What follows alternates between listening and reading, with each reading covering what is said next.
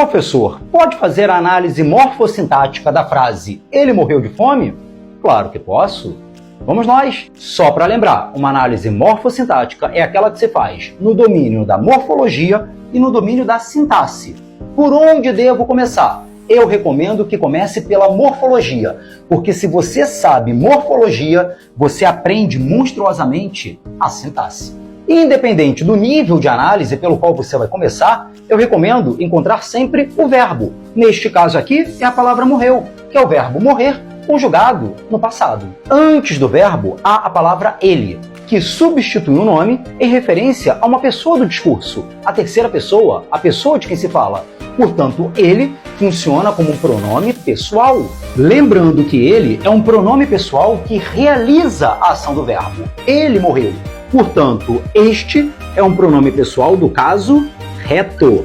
Logo depois do verbo, temos a palavra de, que conecta o verbo à palavra seguinte. Como esta palavra liga outras dentro do contexto, ela funciona como uma preposição. E logo após a preposição, nós temos a palavra fome, que dá nome a um estado, a um sentimento.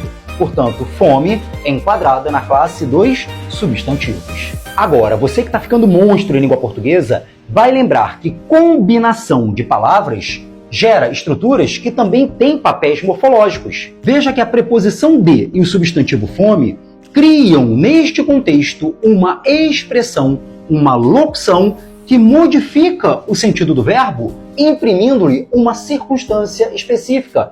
Neste caso, a causa da morte do sujeito. Assim, se eu tenho uma expressão modificando o verbo, imprimindo-lhe uma ideia de causa, eu vou chamar isso aqui de locução adverbial de causa. Feita a análise morfológica, vamos para a análise sintática, que você já sabe que deve começar pelo verbo, que já foi identificado. Localizado o verbo, vamos fazer aquela pergunta: quem morreu? O que morreu? A resposta será ele. Assim, fazemos uma linha imaginária aqui, reconhecendo dois constituintes nesta oração: o sujeito e o predicado. Lembrando que o sujeito é o tópico da oração, a parte da oração sobre a qual a gente diz algo, enquanto o predicado é o comentário, ou seja, a parte da oração que declara algo sobre o sujeito.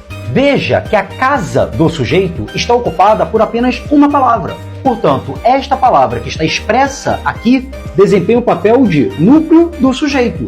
Tendo o sujeito apenas um núcleo, nós dizemos que ele é um sujeito simples. No predicado, vocês já sabem que existe o verbo. Veja como este verbo se comporta. Eu poderia chegar para você e dizer simplesmente: ele morreu. Veja que este verbo não exige um complemento obrigatório e, por essa razão, ele é chamado de verbo intransitivo, uma vez que ele não se relaciona com nenhum complemento obrigatório.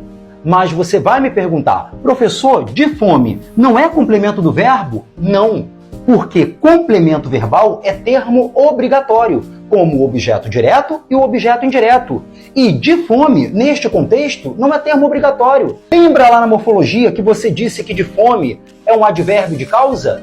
Na sintaxe, o advérbio de causa é um adjunto adverbial de causa. Adjunto adverbial não é termo obrigatório do verbo, tanto que poderíamos construir esta oração dizendo apenas: ele morreu. Então cuidado, porque depois de verbo intransitivo ainda pode aparecer algum termo.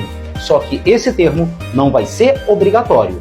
Ele vai funcionar, por exemplo, como um adjunto adverbial.